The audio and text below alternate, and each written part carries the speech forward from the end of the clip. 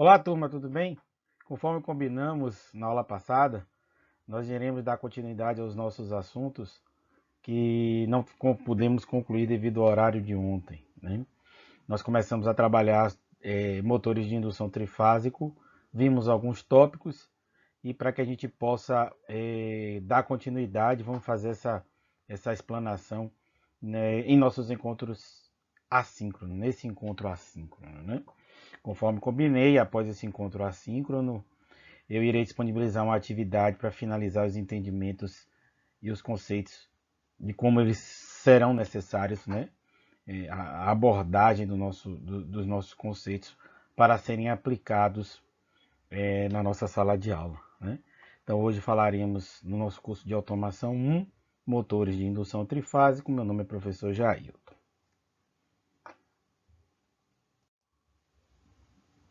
Então vamos lá. Então nós vimos um pouquinho na aula passada sobre motores de indução trifásico. Vimos que eles são aplicados em potências superiores a 2 kW. Vimos que eles são aplicados em acionamento de bombas, para deslocamento de fluidos, exaustores, ventiladores, compressores, guindastes e pontes rolantes e diversas máquinas. E eu dei exemplo de algumas dessas máquinas, né? Por que o motor de indução trifásico é o mais utilizado? Porque ele tem uma partida fácil, é só conectar ele diretamente à rede, na tensão da rede. Não tem a necessidade de nenhum outro dispositivo ou acessório complementar. Apenas uma chave de liga e desliga, você aciona esses motores dependendo da potência, a chave de liga e desliga, a chave a chave de comando, né? Algum dispositivo de comando, para que ele possa ser acionado. Não há necessidade de uma fonte de retificação, não há necessidade de um inversor de frequência, então nenhum outro dispositivo que não uma chave de liga e desliga, né?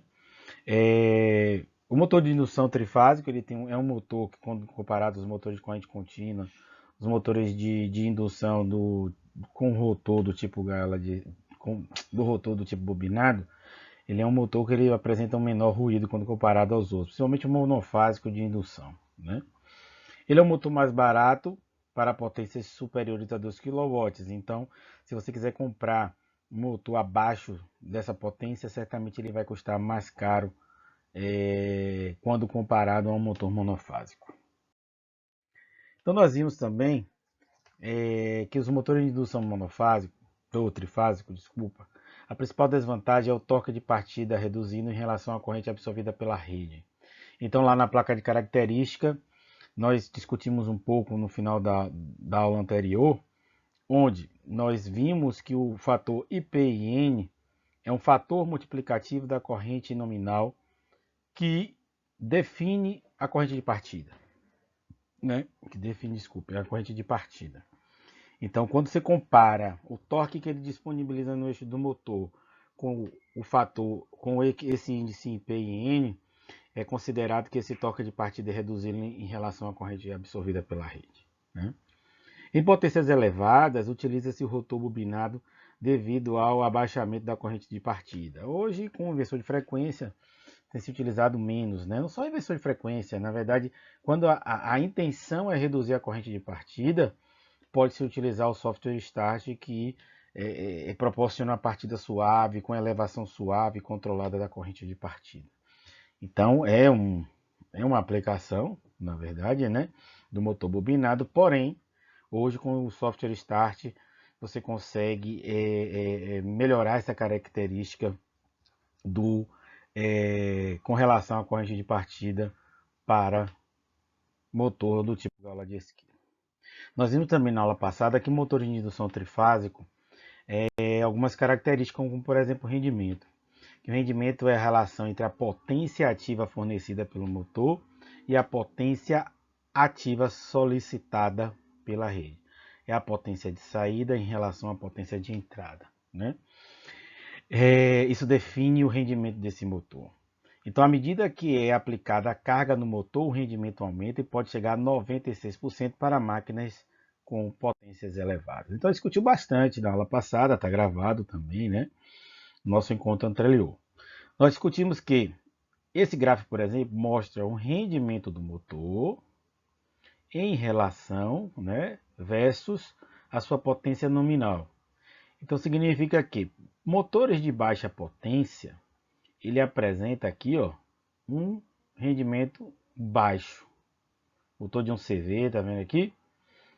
A parte de motores de 10 CV já começa a ter uma curva atenuada com relação às seu rendimento e a sua potência nominal, né? Então isso comprova que motores de elevada potência apresentam um rendimento superior aos motores de baixa potência. Essa tabela ela resume algumas informações importantes, também relacionadas a essa variação de rendimento relacionada à potência nominal. Então temos aqui, ó, nessa tabela apresenta potência nominal, rotação do motor, rendimento e fator de potência, né? Então para motores de 1 CV, que nós temos aqui no gráfico, o nosso rendimento é em torno de 69%. E sua rotação no eixo do motor é de 1705. E o seu fator de potência é 0,66. À medida que essa potência vai aumentando, essa potência nominal do motor, repare que além da rotação, ela se aproxima da rotação síncrona, essa velocidade síncrona, que é a velocidade do estator.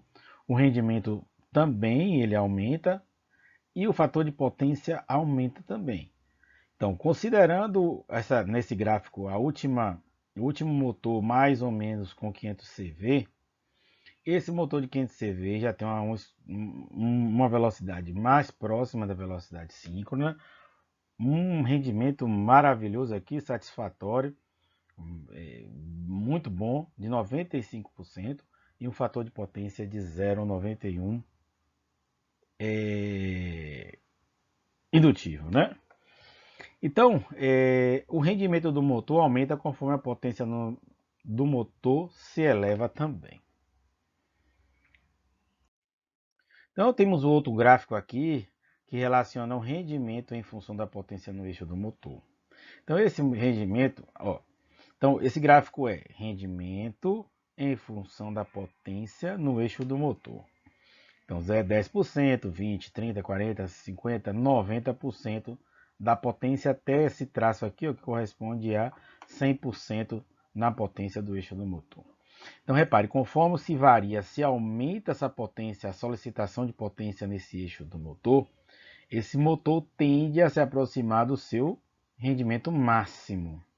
E esse é o ponto de operação, que seria onde a sua potência requerida, ela se iguala à sua potência requerida, ou seja, a sua potência nominal está sendo solicitada no seu eixo do motor. É o ponto de rendimento máximo, tá? Lógico que se existe um ponto aqui, se o motor atingir, se ele puder, aqui beleza, é só isso mesmo que a gente precisa observar desse gráfico, não vamos avançar não. Então, motor de indução trifásico, um outro parâmetro que a gente viu lá na placa de característica, na verdade essa característica ela não está expressa na placa de característica, né? Mas é o escorregamento. Então, se um motor gira a uma velocidade diferente da velocidade síncrona, lembra que a gente viu velocidade síncrona na aula passada, né? Que é a velocidade do estator, do campo magnético girante. Então, a velocidade e ela depende da frequência de alimentação da rede. 60 Hz seria a velocidade máxima de 7.200 RPM e conforme a variação do número de polos, isso vai caindo pela metade, dependendo nas relações de metade, quando se aumenta o número de polos, né? Então, se o motor gira a uma velocidade diferente da velocidade síncrona, no enrolamento do motor cortam as linhas de força magnética do campo, gerando correntes induzidas. Então, para que as correntes sejam induzidas no rotor do motor, é necessário que esse fluxo magnético seja variável. Como é que esse campo magnético varia no rotor? O rotor girando, né? Através do giro do rotor. Então, o motor sem carga gira praticamente na velocidade síncrona, significa que menos menos linhas de fluxo magnético estão cortando esse rotor, né? Quanto maior a potência do motor, menor o seu escorregamento. A gente viu naquela tabela também, né? Então, o que seria o escorregamento S? Seria a diferença entre a velocidade síncrona e a velocidade do eixo do motor. Isso quando expresso em RPM. A diferença entre, se essa relação for dada em porcento, a velocidade em porcento, o escorregamento em porcento, será dado por velocidade síncrona menos a velocidade do rotor, dividido pela velocidade síncrona. Então vamos pegar esse exemplo. Então, podemos observar aqui nesse terceiro gráfico que essa máquina, ventiladores, misturadores, centrífugas, bombas centrífugas, exaustores e compressores, eles apresentam baixo conjugado de partida. E conforme a rotação do motor vai aumentando, esse conjugado vai aumentando de tal forma, e ao se aproximar da sua velocidade nominal, existe uma acentuada elevação desse conjugado do motor, né? Vou desligar uma câmera aqui. Então, esse último, né, são motores que têm motores não, desculpe. São máquinas que exigem um alto conjugado no momento da partida. Só para voltar aqui, gente, aqui a máquina exige um baixo conjugado de partida, ou seja, você precisa de motores com baixo conjugado de partida, que conforme a rotação do motor vai aumentando, esse conjugado, essa potência disponível no eixo também vai aumentando. Nesse caso aqui, nessas máquinas fresadoras, mandrilhadoras, máquinas operatrizes com potência constante, você precisa de máquinas que tenham alta potência de partida, né, alto conjugado de partida, e que com a rotação ele vai diminuindo conforme vai tirando essa carga da inércia. Então, falando um pouco aqui ainda sobre motores de indução, vamos falar sobre o ponto de operação desses motores, né? Então temos aqui que o ponto de operação do motor ocorre onde a curva do conjugado motor, que é a potência do motor, é o conjugado que o motor desprende, encontra a curva do conjugado resistente da carga. E esta será a velocidade nominal. Então aqui nós temos o conjugado resistente, que é da máquina acionada, fresadoras, bombas centrífugas, bombas alternativas, e aqui é o conjugado desprendido pelo motor. Conforme a velocidade do rotor aumenta, a máquina que o motor está acionando, essa rotação também aumenta, e esse ponto onde as linhas se cruzam é um ponto de operação desse motor, onde, se você fizer uma leitura nesse motor, você vai encontrar os parâmetros nominais do motor, como corrente, tensão, potência, velocidade do eixo, dentre muitas outras. Então, lembra da categoria de emprego que nós vimos também lá na placa de característica na aula anterior? Então, de acordo com a norma NBR 17094, os motores estão divididos em 3 categorias. Existe uma outra, mas é quase que nunca utilizada, é pouco falada, né? Então, é a categoria N.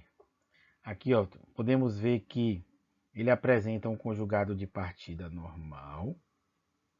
Corrente, aqui é o gráfico conjugado, rotação, né?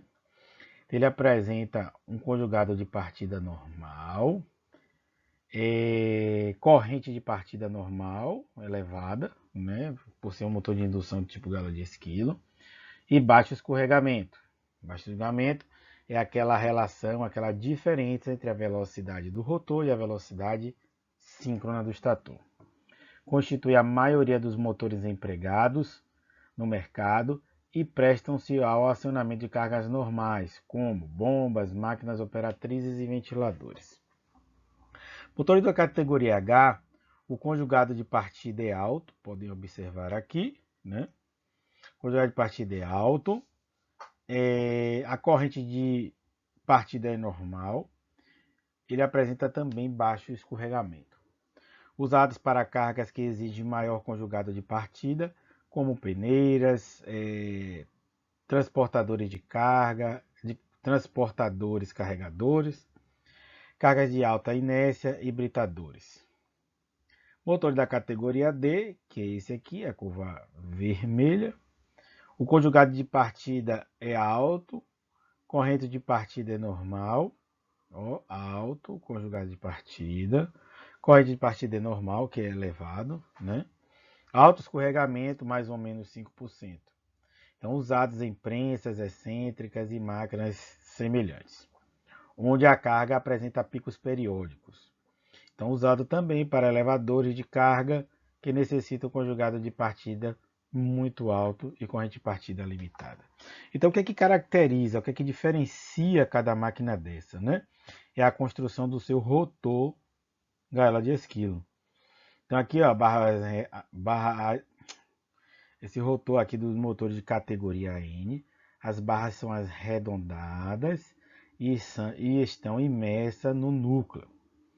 No caso, motor de categoria H, essas barras é dupla barra, né? Uma menor que tem característica que proporciona o acionamento no momento da partida, né? E uma maior que fica um pouco mais afastado do entreferro, e essa é responsável em manter outras características de funcionamento do motor quando ele atinge a velocidade nominal, né? Já os motores de categoria D são barras chatas, e repare que eles não estão totalmente imersos no núcleo do estator. Então, define-se como tempo máximo admitido, que é o tempo de rotor bloqueado,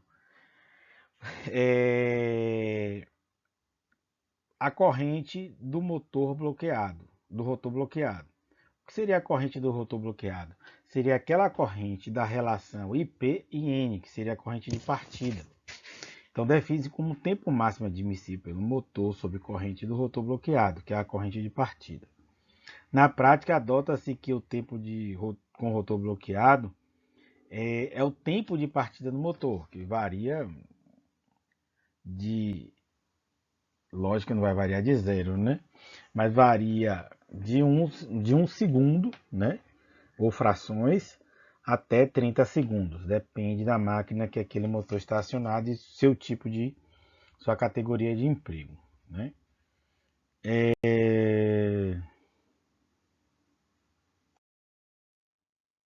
Então, considerando lá a classe de isolação, lembra lá que a gente viu nos motores de indução trifásico, a placa de característica. Então, lembrando que todo condutor, quando nele percorre uma corrente elétrica, ele dissipa energia, e essa energia é perda, né, se ele não gera trabalho. Então, potência é R ao quadrado. Então, a potência elétrica em watts será dada por resistência em ohm, e a resistência é dada em ohm e a corrente é dada em amperes. Então, contribui também para a elevação dessa temperatura no estator e no rotor as correntes parasitas ou de Foucault, tanto da bobina do estator, né, do circuito magnético do estator, como do circuito magnético do rotor. Então, as barras, quando o rotor é do tipo gaiola de esquilo, né, o rotor, quando mesmo bobinado, ou as barras do rotor do gaiola de esquilo, como também acontece no núcleo da chapa dos circuitos magnéticos. Então, tudo isso que a gente está falando são efeitos que geram o aquecimento são perdas que geram aquecimento do rotor e do estator, né? Então, a esterese também, que é o retardo na magnetização, devido à alternância do campo. A esterese contribui também para o aumento da temperatura. A esterese refere-se à energia gasta para compensar a imantação que todo material adquire quando exposto a um campo magnético. E o fluxo gerado na bobina do estator deveria chegar todo ao rotor, o que não acontece, né? Devido ao efeito da esterese. Então, o que acontece? Os enrolamentos eles estão na parte mais interna do motor, né? Então, para que toda essa energia térmica seja dissipada para o meio ambiente, para o meio externo, e troque calor com ar, ele vai passar por todas essas barreiras, né? Lógico que esses elementos eles devem ser construídos de tal forma que sejam melhores, sejam elementos que promovam e facilitem, né, a dissipação desse calor do meio interno do motor, da parte interna do motor, para a parte externa do motor, da carcaça, né? Então, temos o enrolamento, que você tem o calor gerado pelas correntes elétricas que lá circulam. Os efeitos também nas chapas do estator, né?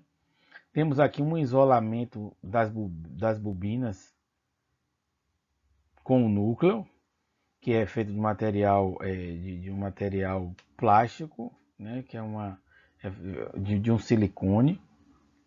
Então esse calor vai ter que vencer essas barreiras, inclusive da carcaça, para que chegue ao meio externo. Então lembrando, se esse motor é um motor de carcaça aletada, cuja ventoinha é responsável em aumentar o fluxo de ar pela sua carcaça, esse calor deve ser trocado entre as aletas e carcaça e o meio ambiente através do ar, né? Então a classe de isolação, quando a temperatura ultrapassa os limites, o verniz pode deteriorar. Então vocês viram lá no seu motorzinho que vocês fizeram a prática, que quando deteriorava por qualquer motivo, ou porque aqueceu muito, né, a isolação foi comprometida daquela bobina que vocês montaram para aquele motor elementar, a bobina queimava, né? O mesmo acontece, desculpe, o mesmo acontece com o motor elétrico, né? Então, se a temperatura da bobina exceder o que ela pode suportar, esse isolamento pode deteriorar, causando curto-circuito entre as bobinas. O isolante tem vida útil desde que o motor tem vida útil indefinida, né? Desde que o motor trabalhe dentro dos limites de temperatura. Existe uma regra que diz que a cada elevação de 10 graus de temperatura diminui pela metade a vida útil do motor. Então temos uma tabelinha aqui da classe de isolação. Considera-se normalmente que a temperatura ambiente máxima é de 40 graus. Aplicações acima de 40 graus são consideradas como aplicações especiais, né? Então a classe é A, E, B, F, H, e ela varia entre 105, 120, 130 e 155. Tem classe de isolamento. Então nós temos dois tipos de motores, sejam eles normalmente os motores abertos, eles são motores monofásicos, tá? Motores trifásicos normalmente são motores do tipo fechado. Então a ventilação ela promove a troca térmica do calor ou do efeito Joule ou da perdas em joules do meio interno para o meio externo, né? Então, para motores abertos, a troca é diretamente entre o ar e as partes que aquecem, os bobinados do motor, as bobinas e rotor. Já no caso do motor fechado, essa troca térmica acontece através das aletas e da carcaça. Então, a troca térmica do ar acontece de forma direta para motores abertos. Repare, isso aqui é motor totalmente aberto. E aqui é um motor IP21, motor monofásico, né? Repare que esse motor tem dois capacitores. Lembra lá que a gente falou sobre motores com e sem capacitores. Esse motor tem um capacitor permanente, um capacitor de partida. Esse motor tem uma caixinha aqui que não dá para saber, mas pode ser que esses capacitores estão aqui protegidos. E aqui também apresenta a caixa de ligação, né? Então esse aqui é um motor aberto e esse aqui é um motor semi-aberto, com normalmente esse IP, que é o índice ou grau de proteção, é IP21. Esse é um exemplo de um motor fechado, onde a troca térmica acontece entre o exterior, aqui está escrito, entre o interior e o meio externo, pela carcaça, né? Então as aletas ela tem o objetivo de aumentar a superfície de contato entre o ar e a carcaça. Rotação do motor e rotação nominal e regime de serviço. Então, a rotação nominal é a velocidade do eixo em carga nominal. Se você partir um motor sem ele estar movimentando a carga ou sem peso de carga, ele vai estar com uma velocidade maior do que a sua velocidade nominal. Ele pode chegar, inclusive, a muito próximo da sua velocidade síncrona, né? Com escorregamento bem baixinho. O regime de serviço é a regularidade de carga que o motor é submetido. Então, o principal limite do regime de serviço ou do funcionamento de qualquer motor é a sua temperatura. Essa temperatura não pode se elevar para que não degrade as bobinas do motor, nem tanto as do estator quanto a do rotor, e se degradar essa isolação entre as bobinas, vai haver um curto-circuito e, consequentemente, esse motor vai queimar. Então, essa temperatura, normalmente, no momento da partida, ela ocorre de forma exponencial. Então, quanto mais tempo essa corrente permanece elevada, essa temperatura pode se elevar muito rápido, vindo a queimar esse motor. Então, dois regimes diferentes podem ser o elevador de uma oficina, né, de uma oficina mecânica, onde você liga o carro, levanta ele, aí pode ficar horas, muitos minutos lá para poder fazer o reparo da peça, a troca da peça. E a bomba d'água, por exemplo, de transferência de fluido em edifícios e casas, né? Você liga uma vez por dia, duas vezes, fica meia hora, uma hora funcionando, depois ele desliga e vai ligar no outro dia. Repete, né? Aquela, aquela, o slide anterior. Então vamos lá. Normalmente os motores são fabricados com regime contínuo de funcionamento, ou seja, você liga, ele vai funcionar e só vai desligar depois de muito tempo, ou até mesmo não desligar, depende do processo, né? Ou você parte o motor e não necessariamente você vai precisar desligar, né? Então esses motores os motores do regime de serviço S1 e são fabricados para motores com seu funcionamento contínuo. S2 tem a sua característica, é regime de tempo limitado, e ele vai mudando aqui, ó, ele vai caracterizando cada regime de serviço, onde o regime S10 é um regime com cargas constantes e distintas. Então, conforme eu falei para vocês, aí ele fala, motores que liga, fica muito tempo ligado, depois desliga e liga logo depois que desliga. Motores que liga e desliga constantemente, né? Então, o regime de serviço define motor apropriado para cada tipo de funcionamento. Então, nós vimos também, falamos rapidinho na aula anterior, que o fator de serviço é um fator aplicado à potência nominal que indica a sobrecarga admissível. Então, eu dei inclusive o mesmo exemplo, que um motor com fator de serviço de 1.15 significa que o motor suporta 15% de carga excedente em regime periódico permanente. Tá? O tempo nominal, tensão nominal múltipla, é quando, lembra que eu mostrei para vocês que aquele motor, nosso motor de exemplo, apresentava quatro opções de tensão, 127, 220 volts, 380 volts e 440 volts. Tudo isso referido lá na placa de característica do motor. Já falamos sobre corrente de partida, que é o fator EPN, né? Então vamos aqui, ó, nosso exemplo lá que a gente ficou não foi dado. Então o número de rotações depende da frequência da rede e do número de polos.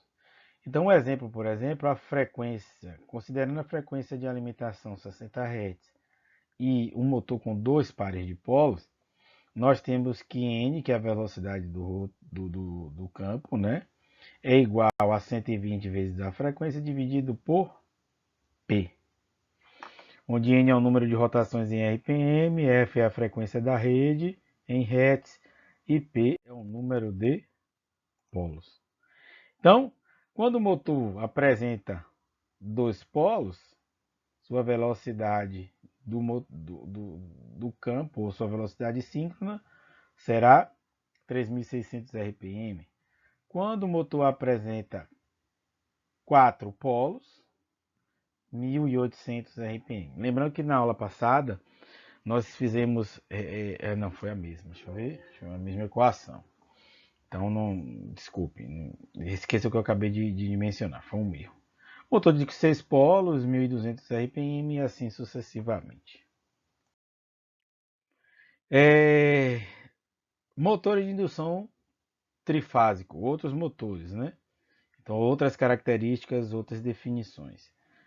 Para você alimentar o motor no seu sentido horário, basta que você alimente cada fase nas suas respectivas indicações na bobina. Caso você deseje que o motor trifásico gire no sentido contrário, basta inverter, por exemplo, 1 com 2. 1 está entrando no terminal 1, 2 no terminal 2, L3 no terminal 3. Aqui na segunda figura ele inverte, L1 entra no terminal 2, L2 entra no terminal. Então o grau de proteção, vamos lá, aquele IP21 que a gente viu, né? A gente falou em aulas passadas que aquele motor, por exemplo, que a gente viu em uma aula anterior, era o IP54, né? Então o primeiro dígito, ele indica a proteção do motor contra sólidos, que varia de 0 a 6. Sendo que 0 ele não é protegido e 6 ele é totalmente protegido contra poeira. E ele varia o tamanho dessas partículas que serão impedidas de entrar devido à proteção especificada para aquele motor. E o segundo número indica a proteção contra líquido. Então, o grau de proteção é representado por 2 algarismos, onde o segundo representa o grau de proteção contra líquidos, que varia de 0 a 8, sendo que 0 é não protegido, 1 é protegido contra gotas, né, contra quedas verticais de gotas de água, e o último grau é um motor que pode ser submergido, né, protegido contra a submersão contínua em água nas condições especificadas pelo fabricante. Então, 3 exemplos aqui de motores e o seu grau de proteção. O IP54, o motor apresenta proteção completa contra toque e contra acúmulo de poeiras nocivas. Proteção contra respingo de todas as direções. São utilizados em ambientes muito empoeirados. O motor com IP55, ele tem uma proteção completa contra toque e acúmulo de poeiras nocivas, proteção contra respingos de água em todas as direções e são utilizados em casos em que os equipamentos são lavados periodicamente com mangueira.